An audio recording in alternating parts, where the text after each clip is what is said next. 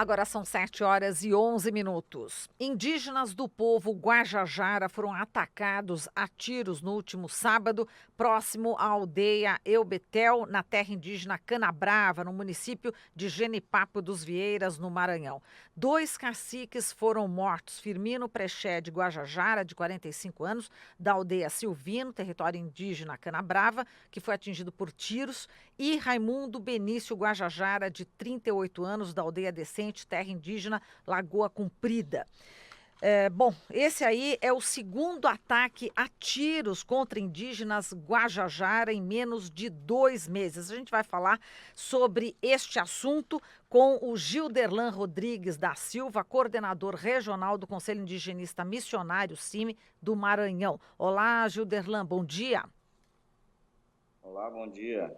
Bom, Gilderlan, em 1º de novembro, né, nós tivemos aí a morte do guardião da floresta, Paulo Paulino Guajajara, de 26 anos, que também foi assassinado num ataque aí de madeireiros na terra indígena Araribóia, e agora mais 2 caciques. Você acredita que esses ataques já são exatamente resultado, né, da postura do presidente da República, Jair Bolsonaro, que tem repetido diversas vezes que não vai dar nenhum milímetro de terra indígena, né? Não será demarcado nenhum milímetro, e também preparando aí projetos, né, que visa justamente regulamentar a exploração de minérios e também outras atividades agropecuárias ali na região. Como é que você está vendo essas mortes, hein, Gilderlan?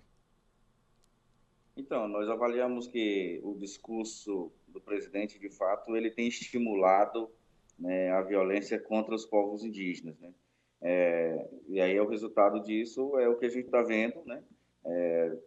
Mês passado, no início de novembro, Paulo Paulino foi assassinado dentro do seu território por madeireiro, e agora mais 2 caciques, né, de um mês são assassinados também dentro do seu território. E o processo de invasão das terras indígenas, tanto do Lagoa Comprida como Canabrava, né, são, são terras indígenas que elas estão na área da Amazônia, então estão sofrendo cada vez mais pela invasão potencializada por esse discurso presidencial, né, que ele tem feito desde a sua campanha. Logicamente, isso também por conta da certeza da impunidade, né? Então, uma coisa vai levando a outra. Então, até então, vários que foram feitos, cometeram crime contra os indígenas, não foram responsabilizados, né? E aí isso também garante um pouco, potencializa, na verdade, essa violência contra os povos indígenas aqui na região. Lógico que também ali, principalmente na terra indígena Canabrava, o fato de os indígenas existirem, né, ali, naquela região já é sinônimo de conflito, né? A população daquela região, principalmente da região de Barra do Corda, nunca aceitou a presença dos indígenas ali, né? Sempre há conflitos ali. Então, assim, infelizmente, nesse momento a morte de Firmino e de Raimundo está tendo uma visibilidade. No entanto, muitos outros indígenas já foram mortos ali, né? Seja também a tiro ou atropelados, né? Então isso tem revoltado a comunidade, né? Então a ação, né, de antes de ontem de fechar a estrada e chamar a atenção do poder público, lógico, foi pela violência que o crime aconteceu, né, que foi, mas também para dizer que já chega, né, já chega deles serem mortos e ninguém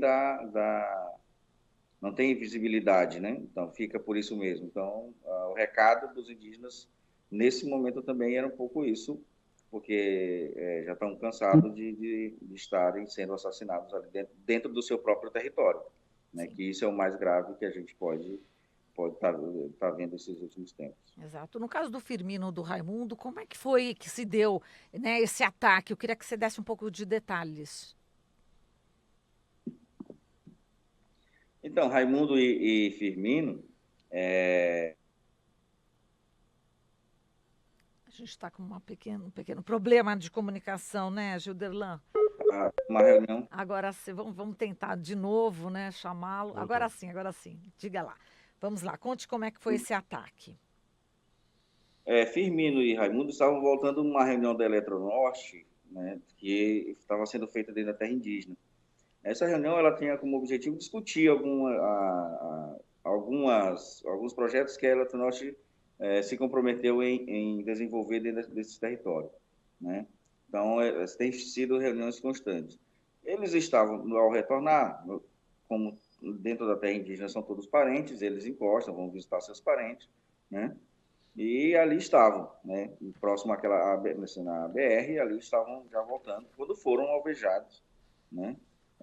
Segundo a informação dos próprios indígenas, por um carro branco que passou modelo Celta e acabou disparando contra os indígenas, né? De forma bastante fria, né, e cruel, né, que acabou, né, ceifando a vida dos dois indígenas. Exato. Agora, a FUNAI já está praticamente aí nas mãos da bancada ruralista, não é isso? Está difícil esse trabalho também junto à FUNAI, né?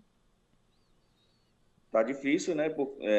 A FUNAI, né, hoje, né, está limitada no seu trabalho, né? Porque, lógico, tem atendido apenas algumas pautas que são de extrema urgência, né? E aí isso tem dificultado um pouco a proteção dos territórios, né? E o desenvolvimento de ações dentro deles, né? Então, por conta exatamente daquilo que você acaba de falar, né? Quer dizer, hoje a FUNAI ela está na mão dos ruralistas, né?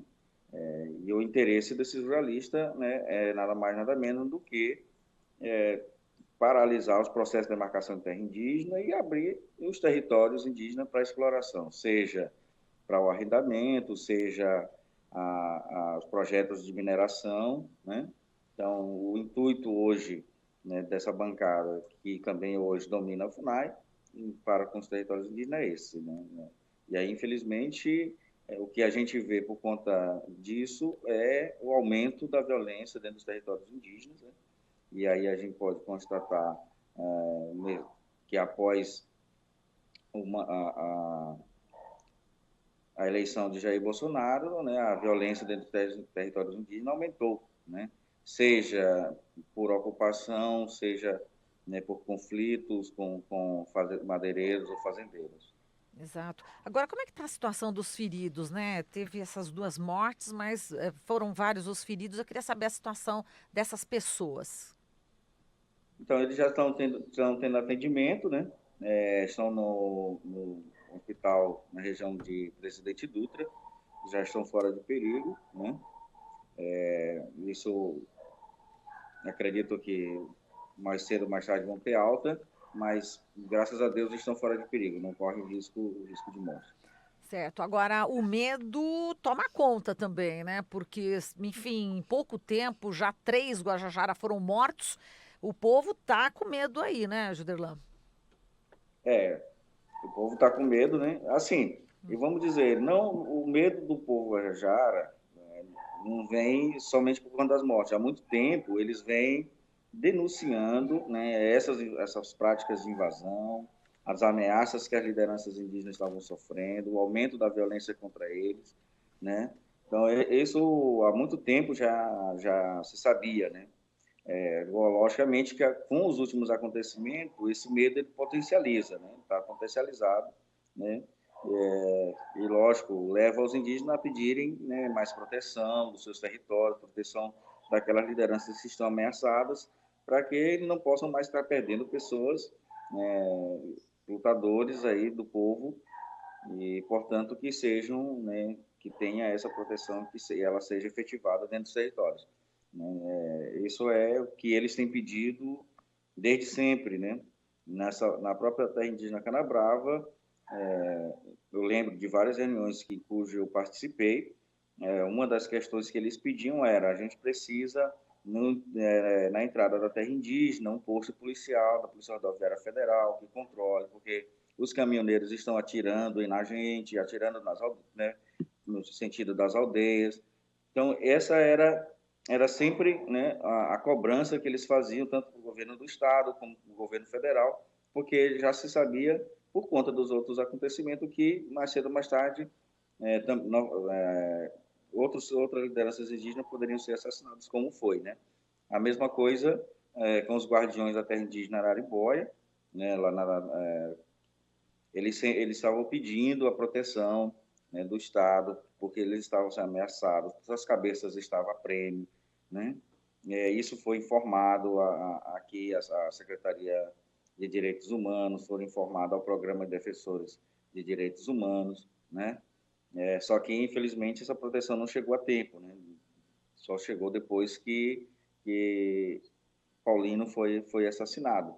Então, o grito dos indígenas por segurança, né, principalmente de quem está nessas terras mais, né, na Amazônia, né, e que estão sendo cobiçadas para a exploração, é muito grande, né? E, infelizmente, não estão sendo ouvidos a tempos, né? E aí, só no momento desse que as pessoas voltam os olhares, ou, para dizer mais claro, os órgãos responsáveis voltam os seus olhares para dentro do território. Agora, os representantes indígenas estão há muito tempo querendo uma audiência com o ministro da Justiça, Sérgio Moro. E não estão conseguindo, né, Giderlan? Portanto, o ministro pode ser realmente taxado aí como omisso?